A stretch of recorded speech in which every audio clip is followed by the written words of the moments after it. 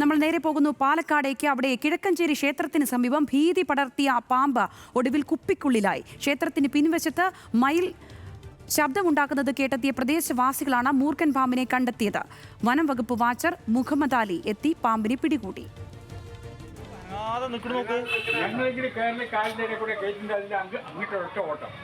പിന്നെ ഓട്ടോ അല്ല, പിന്നെ വണ്ടിയിലൊന്നും കയറണ അവിടെ ചപ്പിട്ടാൽ കയറും.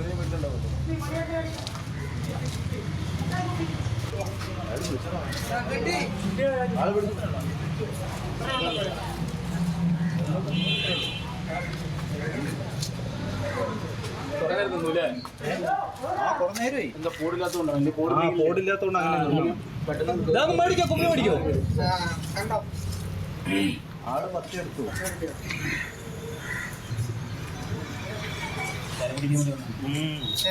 കുറെ നേരം അവിടെ മയിലുണ്ടായിരുന്നേ, കൂയി കൊണ്ടിട്ടുണ്ട്, കണ്ടിട്ടുണ്ടാവും. വിവരങ്ങളുമായി പാലക്കാട് നിന്ന് അജിത് ബാബു ഉണ്ട്. അജിത്ത്, ആരായാലും ഈ പത്തിയൊക്കെ വിടർത്തി നിൽക്കുന്നത് കണ്ടാൽ ഒന്ന് ഭയന്നു പോകും.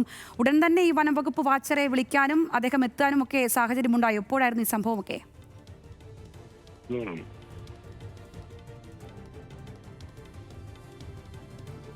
സംഭവം നടക്കുന്നത് അധികം വലിപ്പമുള്ള മൂർഖൻ പാമ്പെന്ന് പറയാൻ കഴിയില്ല. പക്ഷേ സാമാന്യം വലിപ്പമുള്ള ഒരു മൂർഖൻ പാമ്പാണ്. അത്തരത്തിൽ ഈ ഭിത്തിയോട് ചേർന്നുള്ള ഒരു ഹോളുണ്ട്, വെള്ളമൊക്കെ പോകാനായുള്ള ഒരു ഹോളാണ്. അവിടെ അതിനോട് ചേർന്നാണ് ഈ പാമ്പ് ഇരുന്നത്.